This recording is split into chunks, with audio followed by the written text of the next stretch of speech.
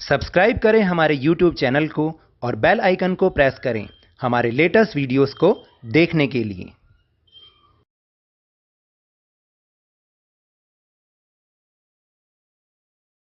Hello and welcome to Lavneesh Sir की class. This is Directorate of Education GNCT of Delhi's worksheet number 3, and it is only for class 10 students. It has taken from the subject Social Science Geography, and we will learn and understand the topic resources in this worksheet.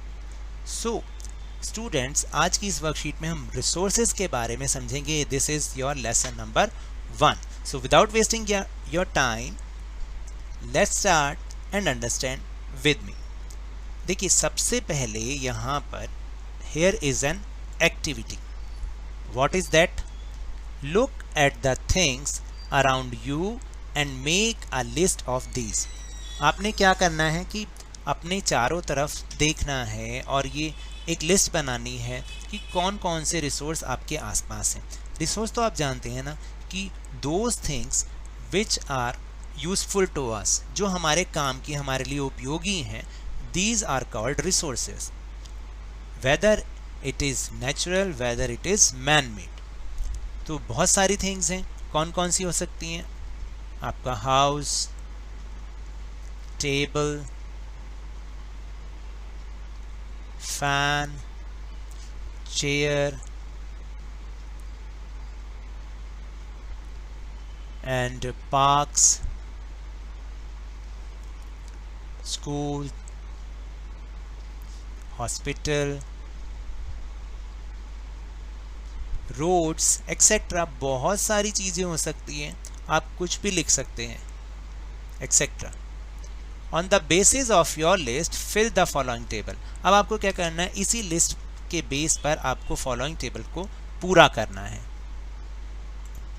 So first column is things that are useful to you. मतलब जो आपके लिए useful हो वो कौन कौन see things हो सकती हैं? आपका हाउस, आपकी table, fan and chair. Things that may be useful for other people, जो दूसरे लोगों के लिए, आपके साथ साथ दूसरे लोगों के लिए भी यूज़फुल हो. Park, school, hospital etcetera. ठीक है. On the basis of these activities we may conclude that these things are useful for us. हम ऊपर जो हमने एक्टिविटी की उससे हमें पता चला कि ये सारी चीज़ें जो है हमारे लिए बहुत यूजफुल हैं. And these have value as well, और इनकी वैल्यू भी है. These are called resource. इन्हीं को ही हम रिसोर्स कहते हैं. For example pen, bread, rice, coffee, table etcetera. ये सारी की सारी चीज़ें हमारे लिए यूज़फुल भी हैं और इनकी एक वैल्यू भी है. It is important to note here that values does not imply only the price of things but importance the things for us. भाई ये जरूरी नहीं है कि जब हमने बोला कि इनकी वैल्यू है, वैल्यू का मतलब केवल प्राइस ही नहीं होता बल्कि उनकी इम्पॉर्टेंस भी होती है. कि यानी वो हमारे लिए इम्पॉर्टेंट हैं तभी तो वो हमारे लिए यूज़फुल हैं. बेशक से इनका वैल्यू का मतलब प्राइस भी है लेकिन इनका इम्पॉर्टेंस भी है हमारे लिए. For example, we cannot determine the price of the air, but it is very important for us. जैसे कि हम एयर का प्राइस डिटरमाइन नहीं कर सकते ना, एयर का प्राइस नहीं लगा सकते, लेकिन फिर भी वो हमारे लिए बहुत इंपॉर्टेंट है. Apart from use and value, value और यूज़ के अलावा भी technology and time also make a thing और गुड अ रिसोर्स. देखिए, टेक्नोलॉजी और टाइम भी दो ऐसी चीज़ें हैं, ऐसे फैक्टर हैं जो किसी चीज़ को एक रिसोर्स बनाती हैं. For example the use of telephone landline decreased when mobile came in use. यानी पहले भी देखिए एक चीज़ का यूज़ होता था, टेलीफोन का यूज़ होता था, लैंडलाइन वाले का, लेकिन टेक्नोलॉजी आई और टाइम भी था तो अब हम मोबाइल का यूज़ कर रहे हैं, तो इसका जो लैंडलाइन टेलीफोन है उसका यूज़ बहुत कम हो चुका. तो टेक्नोलॉजी और टाइम भी किसी चीज़ को एक अच्छा रिसोर्स बनाती हैं. What is technology? It is the application of latest knowledge and skill in doing और मेकिंग थिंग्स. यानी किसी भी काम को करने में या बनाने में किसी चीज़ को जब हम अपनी लेटेस्ट नॉलेज और स्किल को यूज़ करते हैं उसको हम टेक्नोलॉजी कहते हैं. याद रहेगा। Now will move on the next topic, that is human resource, यानी कि मानव संसाधन। ह्यूमन बीइंग्स यूज रिसोर्सेज, जो ह्यूमन है, हम लोग हैं, हम रिसोर्सेज को यूज करते हैं। Human beings have important role in creating resources and making them useful for other human beings. देखिए, जो ह्यूमन बीइंग है उसका बहुत इंपॉर्टेंट रोल है कि वो रिसोर्स को बनाने में और उनको यूज़फुल बनाने में, दूसरे लोगों के लिए यूज़फुल बनाने में ह्यूमन बीइंग्स का बहुत बड़ा रोल है। ये तो हम जानते हैं, क्योंकि बिना ह्यूमन बीइंग के कोई भी चीज़ यूज़फुल बन ही नहीं पाएगी। क्या बन पाएगी? नहीं बन पाएगी। Human beings can do so only when they have the knowledge, skill and the technology. अब ह्यूमन बीइंग्स भी किसी चीज़ को अच्छा रिसोर्स तभी बना पाएंगे जब उनके पास नॉलेज हो, स्किल हो और टेक्नोलॉजी हो, तभी तो वो इसको बना पाएंगे। That is why human beings are also considered a resource. इसीलिए ही ह्यूमन बीइंग को हम एक रिसोर्स कहते हैं, उनको रिसोर्स समझा जाता है। और इसमें भी दो चीज़ें, education and health, help in making people a valuable resource. जो एजुकेशन है और जो हेल्थ फैक्टर है, ये पीपल को, लोगों को एक अच्छा वैल्यूएबल रिसोर्स बनाने में बहुत ही हेल्प करते हैं। तो अब आप समझिए कि ह्यूमन को रिसोर्स क्यों कहते हैं, क्योंकि वो दूसरे लोगों के लिए रिसोर्सेज को बहुत यूजफुल बनाते हैं। Now will move on question answer section. Answer the following questions. Mention any 3 resources that are useful for us but its value can not be determined.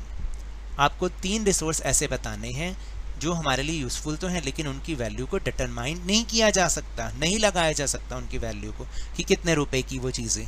जैसे एक तो ऊपर एग्जाम्पल हमें दे रखा है एयर, दूसरा क्या हो सकता है? Solar energy. देखिए, जो सोलर एनर्जी यानी सूर्य ऊर्जा है वो हमें बहुत मिलती है, लेकिन क्या उसका कोई पैसा लगाया जा सकता है कि भाई वो इतने रुपए की मिलेगी? नहीं। And third one is wild life. Wild life जो है वो हमारे लिए बहुत यूजफुल है, लेकिन उसका कोई वैल्यू नहीं हम डिटरमाइन कर सकते हैं? नहीं, बिल्कुल नहीं कर सकते। फिर सेकंड है, human beings create useful resources with the help of knowledge and skill. Explain the statement with the help of any 2 examples. यानी ह्यूमन बीइंग्स जो हैं वो नॉलेज और स्किल की हेल्प से यूजफुल रिसोर्स बनाते हैं। अब आपको इसको 2 एग्जाम्पल की हेल्प से इसको एक्सप्लेन करना है, तो मैं यहाँ पर थोड़ा सा जगह है वहाँ लिख रहा हूँ। एक एग्जाम्पल तो हो सकता है कि देखिए, जैसे क्या किया गया कि सोलर लाइट को, देखिए क्या हो सकता है, sunlight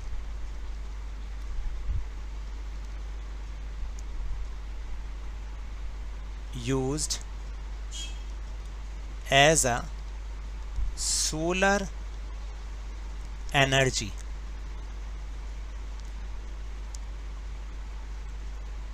is used as a solar energy. For example, जैसे सोलर कुकर,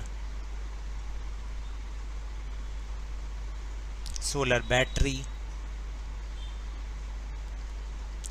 ठीक है। और ये कैसे हो सकता है? हमने नॉलेज और स्किल से ही सीखा इसको। अब इसी तरह से सेकंड इज विंड एनर्जी